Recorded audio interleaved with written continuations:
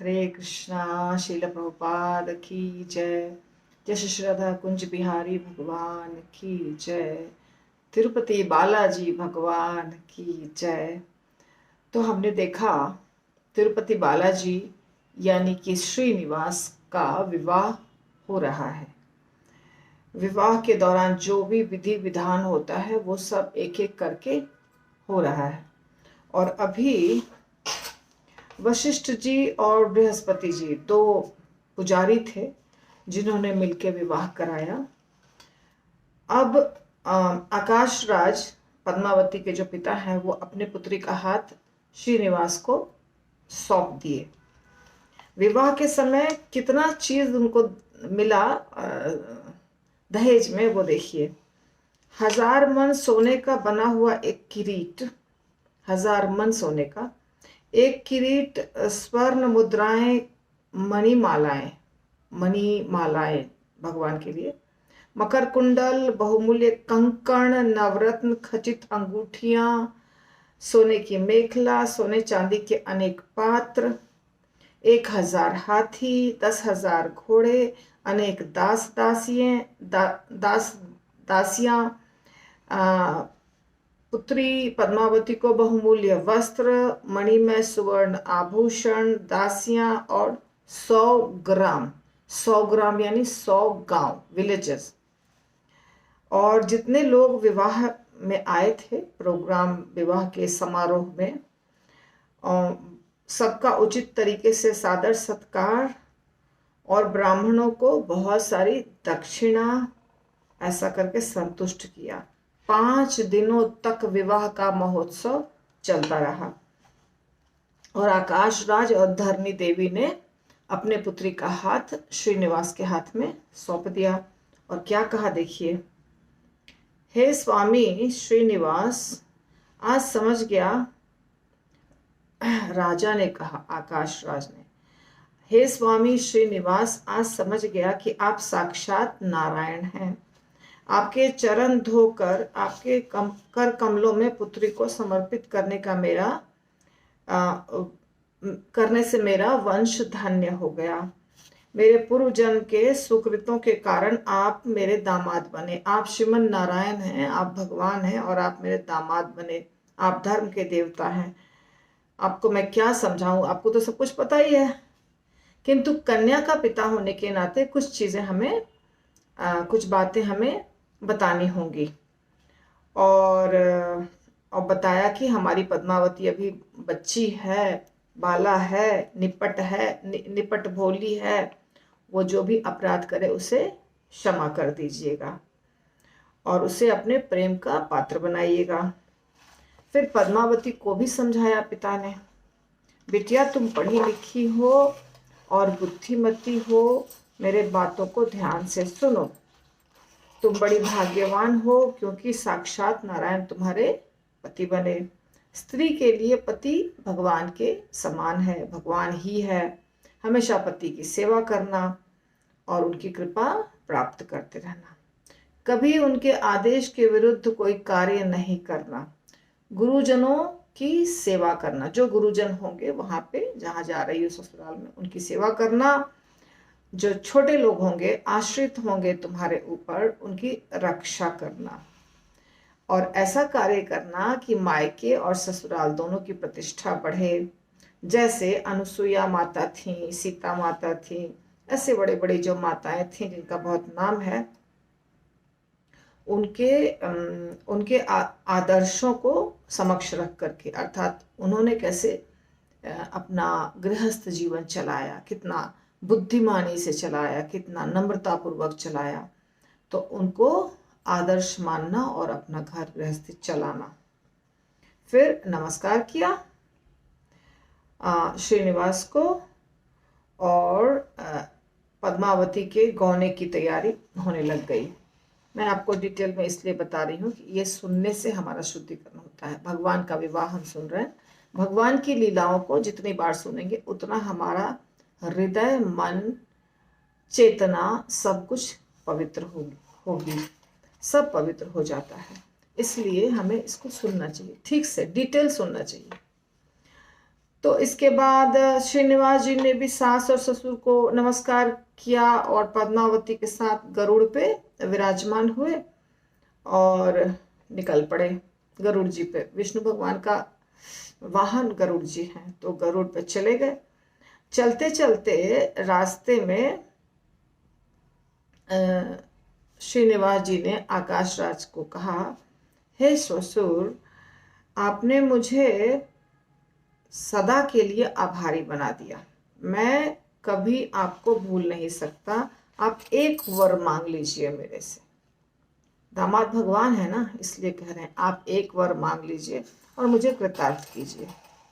आकाश राज ने जवाब दिया, हे भगवान, आपकी अपार कृपा है, मुझे कुछ नहीं चाहिए, मुझे कोई अभाव नहीं है, किसी वस्तु की कमी नहीं है।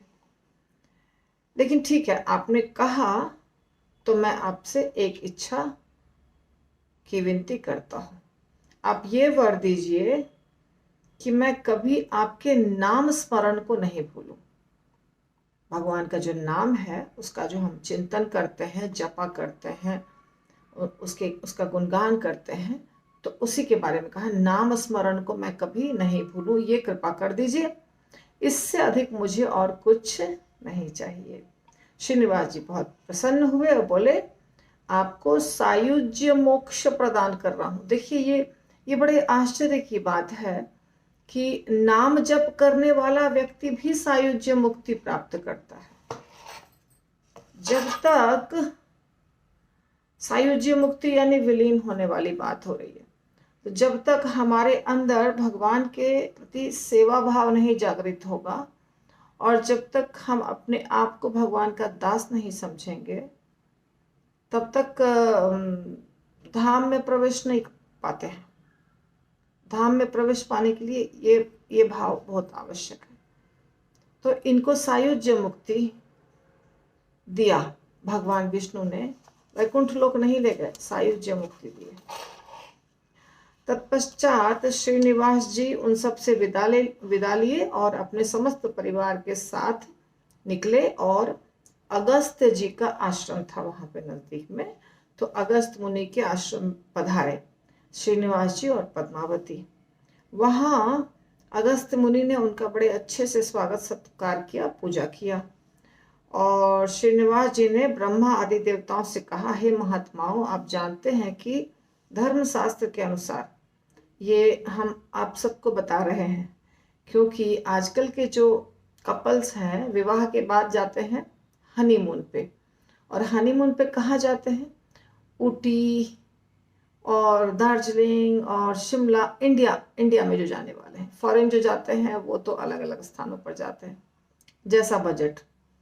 पर यहाँ पे भगवान क्या बता रहे हैं कि धार्मिक शास्त्रों के अनुसार जब किसी स्त्री का विवाह होता है, यानी कि स्त्री पुरुष, तो वो उनको कपल को, जो विवाहित कपल है उसको 6 महीने तक पर्वत पे चढ़ना मना है। 6 महीने तक वो किसी भी पर्वत पर नहीं चढ़ सकते हैं, शास्त्र के अनुसार। शास्त्र वर्जित कर रहा है। तो अब यदि कोई शिमला, दार्जिलिंग, ऊटी जा रहा है तो वो तो क्या है? वो तो पर्वत है, पर्वत के ऊपर ही सब बसा हुआ है, ये सब स्थान। तो जाना नहीं चाहिए, ये धर्म शास्त्र के विरुद्ध है। 6 महीना के बाद आप जा सकते हैं। तो इसीलिए अब भगवान का घर कहाँ था? शेषाद्री पर्वत के ऊपर। बालाजी का घर कहाँ है?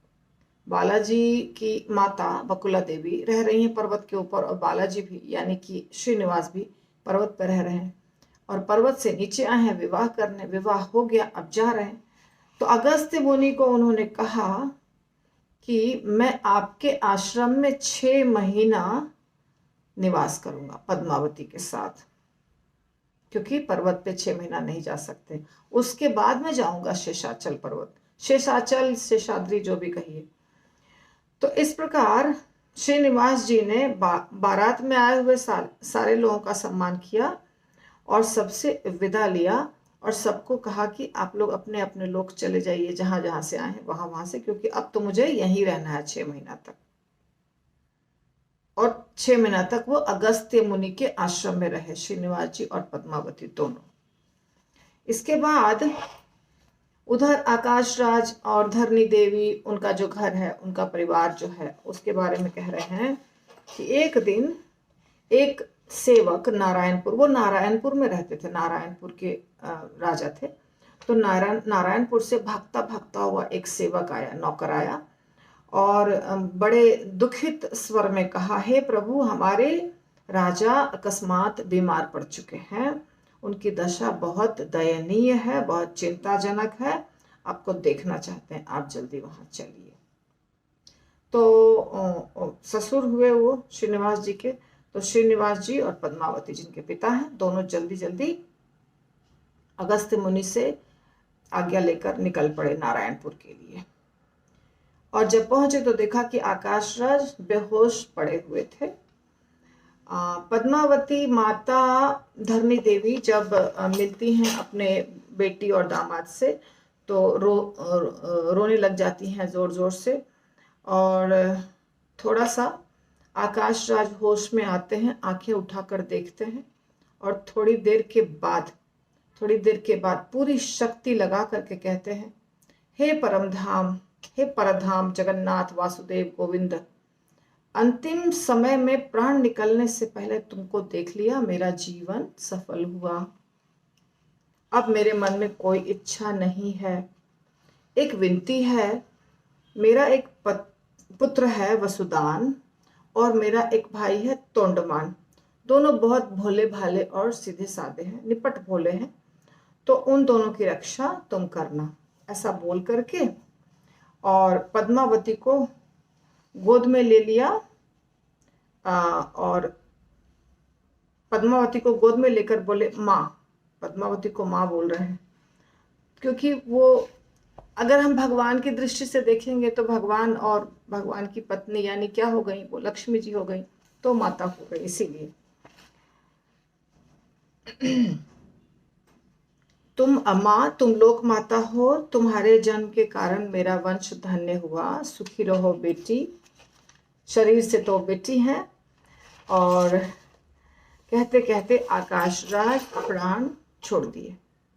क्वेश्चन आएगा ना अभी कि भगवान के सामने छोड़े प्राण, तो फिर वो सायुज्य मुक्ति कैसे प्राप्त किए? भगवान के सामने बहुत सारे असुर प्राण छोड़े हैं कृष्ण लीला में, और सायुज्य मुक्ति प्राप्त की है। सायुज्य मुक्ति वो प्राप्त करता है जिसके अंदर वो चेतना होती है कि हमको भगवान के अंदर विलीन होना है। जब ये चेतना रहेगी कि हमको भगवान के अंदर विलीन होना है, तो उसको सायुज्य मुक्ति ही मिलेगी। जब ये चेतना रहेगी कि भगवान का धाम है, और भगवान के धाम में जाकर के हम इटर्नली, नित्य स्थायी रूप से, परमानेंट भगवान की सेवा में लगेंगे, ऐसी जब चेतना रहेगी तो वो व्यक्ति कहाँ जाएगा? भगवान के धाम।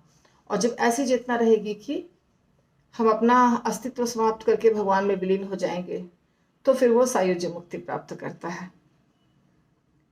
सब रोने लग गए, अंतिम संस्कार हो गया, और धरनी देवी ने पति के साथ सहगमन किया, वो भी चली गई साथ में। तोंडमान को राज सिंहासन पर बिठा दिया श्रीनिवास जी ने, और फिर पद्मावती के साथ अगस्त्य जी के आश्रम चले आए। अब तोंडमान कौन थे? प्राचीन काल में एक भक्त थे जिनका नाम था वैखनस। तो वे कृष्ण के बहुत अच्छे भक्त थे, अनन्य भक्त थे। ये कौन है? ये तोंडमान है, इनके भाई, आकाश राज के भाई। तो ये पिछले जन्म में भगवान कृष्ण के बहुत अच्छे भक्त थे, और श्री कृष्ण भगवान को साक्षात देखने के लिए, उनका दर्शन करने के लिए वैखनस ने बहुत घोर तपस्या की थी। उनकी तपस्या से प्रसन्न होकर के, भक्ति से प्रसन्न होकर के, और भगवान विष्णु प्रसन्न हुए और आए, दर्शन दिए। विष्णु कृष्ण दोनों है, इसके लिए हमें टेंशन लेना नहीं है, क्योंकि जो राइटर हैं वो किस भाव से लिखे हैं। बालाजी जो है वो, तिरुपति बालाजी जो है वो विष्णु भगवान है, पर कृष्ण भी समझेंगे तो कोई प्रॉब्लम नहीं है कि कृष्ण, देखिए बात को समझ जाइए, भगवान कृष्ण ही विस्तारित होकर के विष्णु भगवान बनते हैं, या रामचंद्र जी बनते हैं, या कोई और रूप लेते हैं। तो भगवान कृष्ण की लीलाएं, जैसे चैतन्य महाप्रभु भी भगवान कृष्ण हैं, जगन्नाथ भगवान भी भगवान कृष्ण हैं, बालाजी भी भगवान कृष्ण हैं। ये आप कैसे समझेंगे? एक तो बात ये समझिए कि विस्तार होता है कृष्ण का ही, और अलग अलग रूप होता है। जितने रूप हैं सब कृष्ण के विस्तार हैं। दूसरी बात, अगर प्यार से समझते हैं, एंजॉय करना चाहते हैं भगवान की लीलाओं को, तो ये भाव रखिए कि भगवान कृष्ण ही विभिन्न प्रकार की लीलाएं करते हैं, और उस लीला को करने के लिए वो अपना रूप बदलते हैं। जैसे एक नाटककार है, एक्टर, नट बोलते हैं उसको, और नहीं तो एक्टर बोलते हैं, कलाकार बोलते हैं। वो क्या करता है, जैसा उसको रोल मिलता है वैसा वो ड्रेस चेंज करता है, मेकअप करता है, अलग गेटअप में आता है। व्यक्ति वही है, पर एक व्यक्ति अपने जीवन में जो अच्छा कलाकार है 50 रोल, सैकड़ों रोल कर लेता है। किसी में बूढ़ा बनता है, किसी में बच्चा बनता है, किसी में गरीब बनता है, किसी में अमीर बनता है, किसी में बहुत अच्छा आदमी बनता है, किसी में बुरा आदमी बन जाता है, किसी में हत्या करता है, किसी में उसकी हत्या हो जाती है। ऐसे अलग अलग रोल्स होते हैं, अलग अलग कैरेक्टर्स होते हैं। तो ये जो कैरेक्टर्स होते हैं अलग अलग, किसी भी फिल्म में आप देखते हैं, वो उस फिल्म की एक कथा है, उसमें वो आदमी एक्टिंग कर रहा है। जो असली आदमी है, जो कलाकार असली है, वही 50 तरह के फिल्म में 50 तरह की भूमिका निभाई है वही व्यक्ति ने। और 100 तो 100, जितने फिल्म उतनी भूमिका, उतने अलग अलग रोल। पर वास्तव में वो है कौन? जो एक पर्टिकुलर कलाकार का नाम है। जो भी कलाकार को आप पसंद करते हैं, अमिताभ बच्चन, शाहरुख खान, है ना, जो भी फेमस कलाकार हैं उनको आप पसंद करते हैं, तो वो व्यक्ति क्या है? वो व्यक्ति सेम है, पर गेटअप अलग अलग है हर फिल्म में। इसी प्रकार कृष्ण सेम है, गेटअप अलग अलग है। एक में वो राम बन जाते हैं, एक पत्नी व्रता, एक में वो नरसिंह भगवान बन जाते हैं, शेर का रूप, मनुष्य आधा शेर, फाड़ के। अब देखिए कितना अलग रूप हो गया, फाड़ दिया पूरा बॉडी को, हिरण्यकश्यपु का खून पी गए उसका, कितना खतरनाक रोल है। परशुराम, हत्या हत्या हत्या हत्या, इतनी सारी हत्याएं कर रहे हैं परशुराम बन करके। और वामन बनते हैं तो कुछ नहीं, भिक्षा मांगते हैं। भगवान तेरे द्वार खड़ा भगवान, भगत भर दे रे झोली। हिंदी का गीत है, हालांकि फिल्म का गीत है, पर मीनिंग एकदम सही है। तेरे द्वार खड़ा भगवान, भगत भर दे रे झोली। तो बलि महाराज जी से वामन देव बोलते हैं, मुझे 3 पग भूमि सिर्फ चाहिए, आप दान में दे दीजिए। कितना सुंदर रोल है। छोटा सा बच्चा बने हैं भगवान, वामन अवतार, छोटा सा ब्रह्मचारी, और वो बलि महाराज से भिक्षा मांग रहे हैं। अब एक रोल में वो मार काट रहे हैं, एक रोल में मांग रहे हैं। तो क्या अगर आप ऐसा रिजिड नहीं बनिए, अगर आप कृष्ण के भक्त हैं, तो जितने रूप हैं भगवान के, राम हो, लक्ष्मण हो, परशुराम हो, नरसिंह भगवान हो, वामन हो, कोई भी जो रूप है भगवान का, वो समझिए कि कृष्ण ने एक तरह का रोल अदा किया है। फिर आप भगवान के हर लीला को एंजॉय करिएगा, और हर रूप में कृष्ण को देखिएगा, और टेंशन नहीं होगा, अरे बाप रे ये तो विष्णु भगवान है, हम तो कृष्ण के भक्त हैं, हमको विष्णु भगवान को देखना नहीं। क्यों नहीं देखना है? वो विष्णु भगवान, जगन्नाथ भगवान तो विष्णु है, कहेंगे कृष्ण है। कृष्ण कैसे हैं बताइए? शंख चक्र गदा पद्म, शंख चक्र गदा पद्म विष्णु भगवान धारण करते हैं, कृष्ण धारण नहीं करते हैं। पर कृष्ण क्यों है? बलराम जी बगल में खड़े हैं, सुभद्रा माता बीच में खड़ी हैं, तीनों भाई बहन हैं, तो कृष्ण ही है। तो देखिए भगवान ने ऐसा रोल किया है कि आप कंफ्यूज हैं, वो कृष्ण है कि विष्णु है, विष्णु है कि कृष्ण है, कृष्ण है, कृष्ण है, विष्णु है। आपको क्या चक्कर में पड़ना है? कृष्ण है, विष्णु है, रहने दीजिए। आप ये समझिए कि भगवान कृष्ण ने अलग अलग अलग अलग लीला की है, हो गया, सिंपल। इसीलिए इसके चक्कर में भक्तों को पड़ने की जरूरत नहीं है। हमारे भगवान कृष्ण और जितने भी विष्णु तत्व हैं, जितने भी रूप हैं, वो कृष्ण ने गेटअप चेंज किया है खास प्रकार की लीला करने के लिए। बस सिंपल यही समझना, और कुछ नहीं समझना है। तो अभी हमने देखा श्रीनिवास। तो श्रीनिवास जी कौन है? भगवान कृष्ण अलग गेटअप में। इसमें इतनी सुंदर लीला हो रही है। देखिए, कलयुग में भगवान अवतरित हुए हैं। तो विष्णु जी प्रसन्न हो गए और सामने आ गए, और वैखनस जी ने भगवान की दिव्य मंगल मूर्ति का दर्शन किया। अपनी आंखों से डायरेक्टली भगवान प्रकट हो गए। तो वैखनस जी ने प्रणाम किया, दंडवत प्रणाम किया और कहा, हे महानुभाव, हे करुणा के समुद्र, हे देवाधिदेव, मेरे मन में और कोई इच्छा नहीं है। मेरे मन में सिर्फ एक ही इच्छा थी कि मैं आपका साक्षात दर्शन करूं। साक्षात सबकी सबकी इच्छा होती है, पर हमारे अंदर योग्यता होगी तो भगवान आ जाएंगे मेरे सामने। अगर योग्यता होगी तो भगवान प्रकट हो जाएंगे, योग्यता नहीं होती है तो भगवान नहीं आते हैं। बस यही समस्या है। तो मुझे देखने की भी इच्छा थी और पूजा करने की भी इच्छा, इसलिए मुझे वो सौभाग्य प्रदान कीजिए, अर्थात मैं चाह रहा हूं कि मैं आपकी पूजा करूं।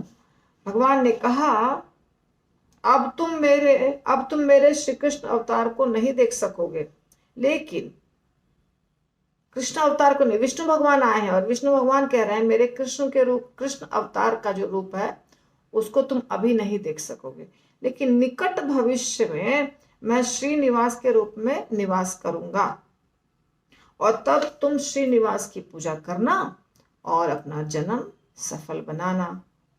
तो विष्णु भगवान आए, शंख चक्र गदा पद्म लिए हुए विष्णु भगवान आए, और जब इन्होंने कहा कि मुझे कृष्ण रूप का दर्शन करना है, ये कृष्ण के भक्त थे, तो इन्होंने कहा कि मुझे कृष्ण रूप का दर्शन करना है। बोले अभी नहीं कर सकते हो, परंतु बहुत जल्दी ही मैं प्रकट होने वाला हूँ श्रीनिवास के रूप में। तो तुम्हारी जो इच्छा है पूजा करने की, वो पूजा तुम श्रीनिवास जी की करना। बहुत खुश हो गए वैखनस और शेषाद्री के लिए निकल पड़े, क्योंकि उनको पता चल गया शेषाद्री में भगवान प्रकट होने वाले हैं। बीच में उन्हें एक और भक्त मिला, रंगदास नाम का। उसने पूछा वैखनस से, आप कहाँ जा रहे हैं? वैखनस ने कहा, शेषाद्री पर्वत पर स्थित श्रीनिवास की सेवा करने जा रहा हूँ। रंगदास ने कहा, हे स्वामी, मैं भी जाऊंगा, मैं भी भगवान की सेवा करूंगा, पूजा के कार्य में आपकी सहायता करूंगा, मुझे भी आप अपने साथ ले चलिए। ठीक है, दोनों मिलकर के चल दिए और शेषाद्री पे पहुंचे। उस समय, जिस समय ये पहुंचे, क्योंकि भगवान ने क्या कहा था, निकट भविष्य में श्रीनिवास जी प्रकट होने वाले हैं, श्रीनिवास के रूप में मैं प्रकट होने वाला हूं और तुम उनकी पूजा करना। पर उस समय, जिस समय ये दोनों पहुंचे, रंगदास और वैखानस, उस समय श्रीनिवास जी पेड़ के खखोडल में थे। पेड़ के खखोडल में तब रह रहे थे ना, बाद में गैया और बछड़ा दूध पिलाते थे ब्रह्मा जी और शिव जी। तो उस समय की बात है, तभी ये लोग दोनों पहाड़ पे पहुंच गए। तो भगवान की पूजा करने के लिए फूल इनको जमा करना था, पर फूल नहीं मिल रहे थे। तब वैखनस जी ने रंगदास जी से कहा, देखो दास, कहते हैं अच्छे फूलों से भगवान की पूजा करनी चाहिए, तो भगवान संतुष्ट होते हैं, शीघ्र ही मुक्ति देते हैं। यहाँ तो कोई फूल है नहीं अच्छा, तो हमें क्या करना होगा, हमें यहाँ फुलवाड़ी लगाना होगा, बनाना होगा, फूलों का बगीचा बनाना होगा। तो तुम ये कार्य करो, इसलिए फुलवाड़ी लगाओ और रोज अच्छा अच्छा सुंदर सुंदर सुगंधित फूल ला करके देना। फूल फ्रेश होना चाहिए, खुशबूदार होना चाहिए। कहते हैं जिन फूलों में खुशबू नहीं है वो भगवान को अर्पित नहीं किया जाता है। खुशबू वाले फूल होने चाहिए। अब शहर में तो सब कुछ मुश्किल हो गया है, लेकिन क्या करें, पर शास्त्र यही कहता है। रंगदास ने बात मान ली और फुलवाड़ी लगा दी। पेड़ पौधों में पानी देने के लिए कुआं भी खोदा और उसका नाम फूलों की बावड़ी रखा। फूलों की बावड़ी। कुछ दिनों में बहुत अच्छी हो गई फुलवाड़ी।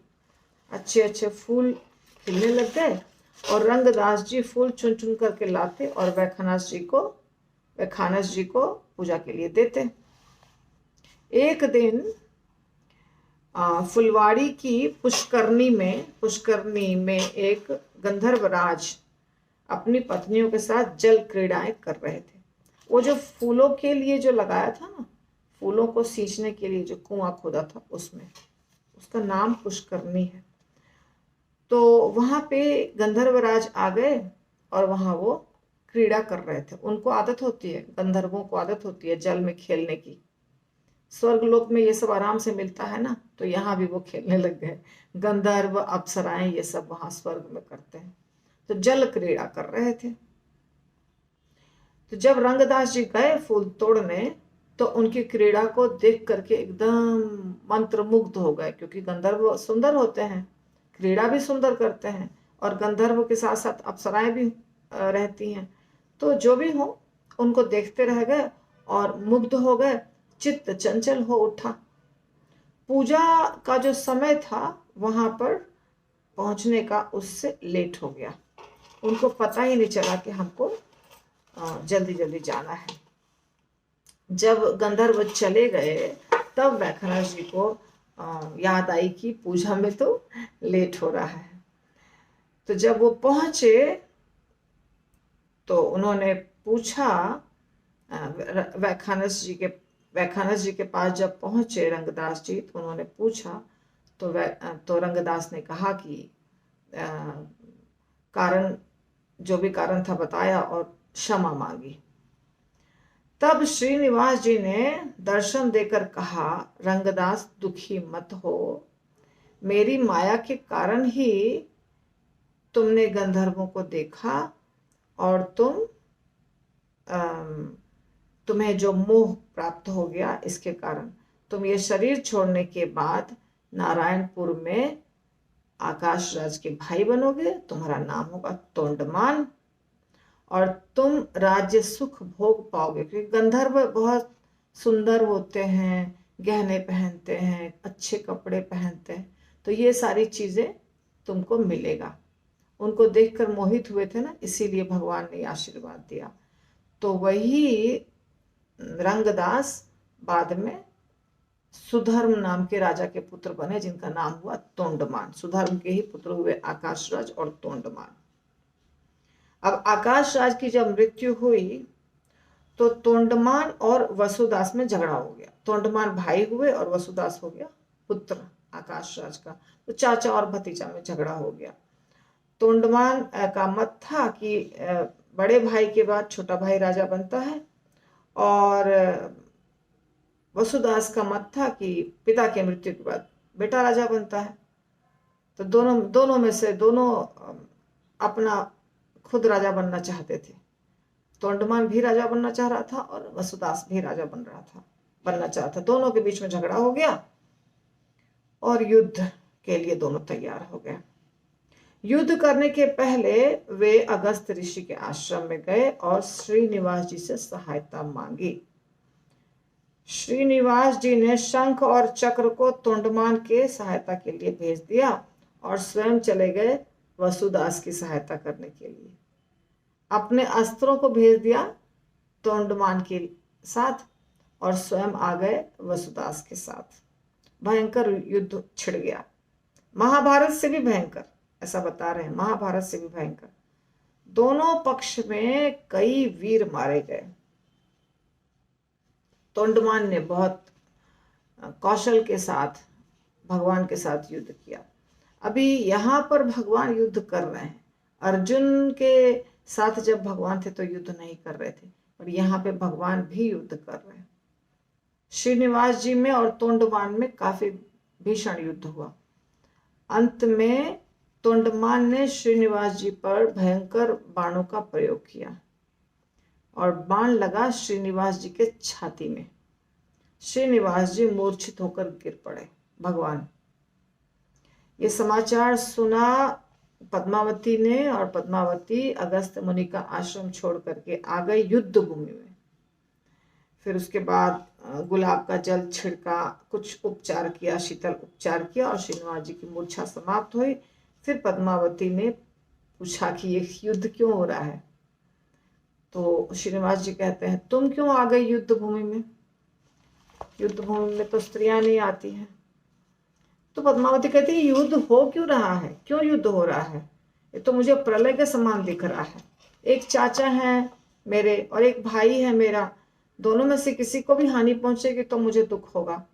तो आप कुछ करिए कि दोनों के बीच में सुलह हो जाए। तब श्रीनिवास जी ने तोंडमान को बुलाकर पूछा कि सुलह करना चाहते हो क्या? बोलो, क्या विचार है? तोंडमान ने कहा, मैं आपका दास हूं, जो आपकी आज्ञा होगी। ठीक है, मुझे पसंद है, जैसे आपकी इच्छा होगी कर दीजिए। देखिए, अच्छा व्यक्ति था तोंडमान। लेकिन अभी तक युद्ध होना भगवान की इच्छा थी, इसलिए युद्ध हुआ, लेकिन अभी तक कोई सुलह कराने नहीं गया था। अभी आ गई कौन? उनकी भतीजी पद्मावती तोंडमान की भतीजी हुई। तो उनको लगा कि अरे भाई भी लड़ रहा है, चाचा भी लड़ रहे हैं, दोनों में से किसी की मृत्यु होगी या परिवार में से कोई भी व्यक्ति की मृत्यु होगी या इतने सारे सैनिकों की मृत्यु होगी तो मुझे तो अच्छा नहीं लगेगा। तब उन्होंने भगवान को कहा। भगवान एक मिनट के अंदर सुलह हो गया। वसुदास को बुलाया और वसुदास को श्रीनिवास जी ने कहा, युद्ध कोई अच्छी बात नहीं है। पिता और पुत्र के बीच तो युद्ध होना ही नहीं चाहिए। पिता पुत्र ही हुए ना, चाचा भतीजा। धर्म का नाश होता है, इसलिए मैं चाहता हूं दोनों समझौता कर लो। वसुदास ने कहा, मैं तो छोटा बालक हूं, मुझे तो भले बुरे का कुछ भी ज्ञान नहीं है, मुझे शक्ति भी नहीं है। आकाश राज, मेरे पिता आकाश राज ने मुझे आपके हाथों में रखा है, तो मेरी अच्छाई और बुराई आपके हाथों है। आप जो भी आज्ञा देंगे ठीक है, मैं आपके आज्ञा के विरुद्ध नहीं जाऊंगा। तो तोंडमान ने भी यही कहा था कि मैं आपका दास हूं, और वसुदास ने भी यही कहा कि मेरे पिता तो आपके हाथ मुझे सौंप के गए हैं, तो आप आज्ञा दीजिए। फिर जो संपत्ति थी उसको दो भाग में बांट दिया श्रीनिवास जी ने, और 32-32 गांव दोनों को दे दिया। 32-32 गांव नहीं, 32-32 गांव दोनों ने पद्मावती को दिया। मतलब 64 गांव मिला पद्मावती को। दोनों चाचा और भतीजा ने 32-32 गांव पद्मावती को दिया, और बाकी जो संपत्ति थी उसमें दोनों ने बराबर बराबर, भगवान ने ही बराबर बराबर बांट दिया। जब भगवान ने बराबर बराबर बांटा तो फिर दोनों ने अपने अपने हिस्से से 32-32 गांव पद्मावती को दिया। ऐसा हुआ। और ये सब होकर के फिर अगस्त्य मुनि के आश्रम में भगवान पहुंच गए। अब शांति और सुख से कुछ समय बीता, मतलब ये चल रहा था ना, बहुत सारी चीजें हो गई। एक दिन तोंडमान भगवान श्रीनिवास के दर्शन करने के लिए अगस्त्य मुनि के आश्रम आए। कुछ समय बीतने के बाद श्रीनिवास जी और पद्मावती ने तोंडमान का बहुत स्वागत किया। ये 6 महीने के अंदर हो रहा है, इतनी सारी लीलाएं 6 महीने के अंदर हो रही है, क्योंकि 6 महीने के लिए अगस्त्य मुनि के आश्रम में रुके हैं। तो फिर कारण पूछा, आप किस लिए आए हैं? तोंडमान ने कहा, हे परधाम लोकनायक मेरे रमा रमन, मेरे आने का कोई विशेष कारण नहीं है। आप भक्तों की रक्षा करने वाले हैं, केवल आपकी सेवा के लिए मैं आया हूँ। आपके दिव्य रूप को देखते देखते तृप्ति नहीं हो रही है। मुझे आपके चरणों की सेवा करने से ज्यादा और कोई इच्छा नहीं है। आपकी कृपा मेरे ऊपर बनी रहे, यही मेरे लिए सब कुछ है।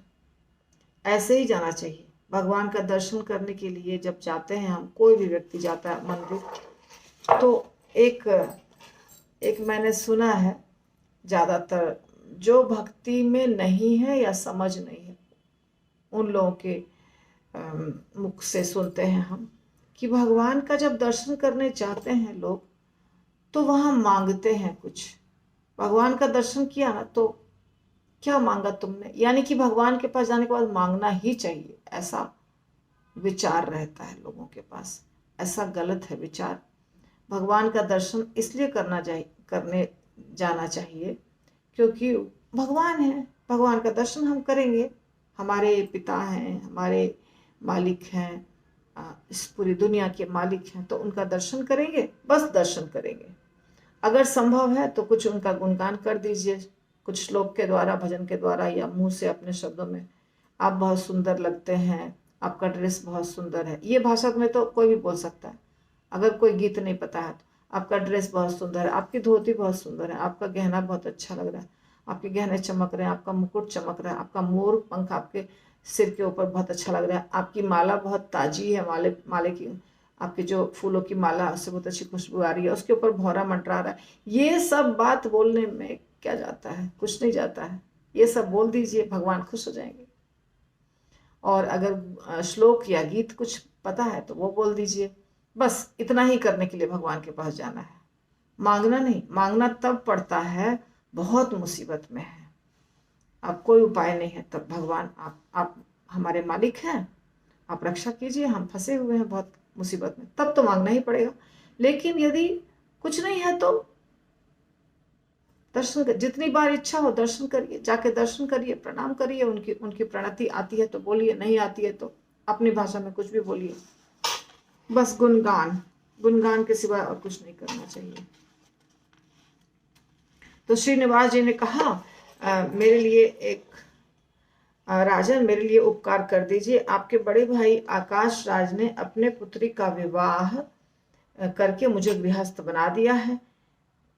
श्रीनिवास जी कह रहे हैं, लेकिन मेरे पास कोई घर नहीं है रहने के लिए, आप मेरे लिए मंदिर बना दीजिए। भगवान जिस घर में रहते हैं उसको मंदिर कहते हैं, इंसान जो जिस घर में रहते हैं उसको घर कहते हैं। इसलिए भगवान का मंदिर यानी घर, भगवान का घर, उसको घर नहीं कहा जाता, मंदिर कहा जाता है। तोंडमान बहुत खुश हुए और उसके बाद उन्होंने कहा कि आप स्थान चुन लीजिए, कहाँ पे आपको मंदिर चाहिए, मैं तुरंत मंदिर बना दूंगा। तो श्रीनिवास जी, अभी तो वो अगस्त्य मुनि के आश्रम में ही रह रहे थे, तो श्रीनिवास जी अगस्त्य मुनि की आज्ञा ले लिए। 6 महीना पूरा हो गया, बकुला देवी और पद्मावती को साथ लेकर के शेषाद्री पर चल दिए। तोंडमान उनके पीछे पीछे जा रहे थे और पहुंचने के बाद तोंडमान से कहा, हे राजन, यह स्थान जो है, ये स्थान मुझे वराह देवता ने दिया है। श्वेत वराह ने दिया था ना, याद है आपको, 2 एपिसोड पहले बताया था। तो श्वेत वराह ने ये स्थान मुझे दिया है और ये स्वामी की पुष्करणी के पास पूर्व दिशा की ओर मंदिर का निर्माण कराओ। जो भी पुष्करणी तीर्थ है वहां पे उसके पूर्व दिशा की ओर मंदिर का निर्माण कराओ। मंदिर में क्या क्या होना चाहिए, गोपुर होना चाहिए, शिखर होना चाहिए, सिंह द्वार होना चाहिए, ध्वजा स्तंभ, मंडप, धान्यशालाएं, पाकशालाएं, सब सुंदर रीति से बनवाओ। फूलों की बावड़ी जो है पुरानी हो गई है उसको ठीक करवाओ। श्रीनिवास जी की आज्ञा को मान करके तोंडमान ने मंदिर के निर्माण का कार्य शुरू कराया, कारीगरों को बुलाया और थोड़े ही समय में उन्होंने सब कुछ, आनंद निलय, गोपुर, प्रकार, मंडप, पर्वत पर चढ़ने उतरने के लिए सीढ़ियां, फूलों की बावड़ी को फिर से ठीक कराया। इस प्रकार शेषाद्री को तोंडमान ने इतना सजाया जैसे वैकुंठ हो। ये सब देख करके श्रीनिवास जी बहुत खुश हुए। तब ब्रह्मा आदि देवताओं को, वैष्णव भक्तों को, वेदांग परायण श्रेष्ठ ब्राह्मणों को बुला करके गृह प्रवेश का इंतजाम, उसका मुहूर्त निकलवाया, क्योंकि नया घर बना है तो अब गृह प्रवेश करेंगे ना भगवान। भगवान के पास घर नहीं था तो भगवान का घर बन गया। अब ये जो हम जहाँ जाते हैं दर्शन करने के लिए, ये वही स्थान है। तो आनंद निलय के प्रवेश महोत्सव को देखने के लिए समस्त जन उपस्थित हुए। जिस दिन गृह प्रवेश था, जिसको हाउस वार्मिंग कहते हैं, वही शुभ मुहूर्त में पद्मावती और श्रीनिवास जी बहुमूल्य वस्त्र और आभूषण पहन करके आनंद निलय में प्रवेश किए। उस समय 10 दिशाओं में मंगल वाद्य बज रहे थे, ब्राह्मण वेदों का पाठ कर रहे थे, मंत्रों का उच्चारण कर रहे थे, महामुनि सब आशीर्वाद दे रहे थे, देवता फूलों की वर्षा कर रहे थे, अप्सराएं नृत्य कर रही थीं और सब तरफ जय जयकार हो रहा था। और इस प्रकार पद्मावती और श्रीनिवास जी अपने घर में प्रवेश किए। तो आज की कथा यही। हरि बोल। Please like share and subscribe. Hari बोल। श्रील प्रभुपाद की जय।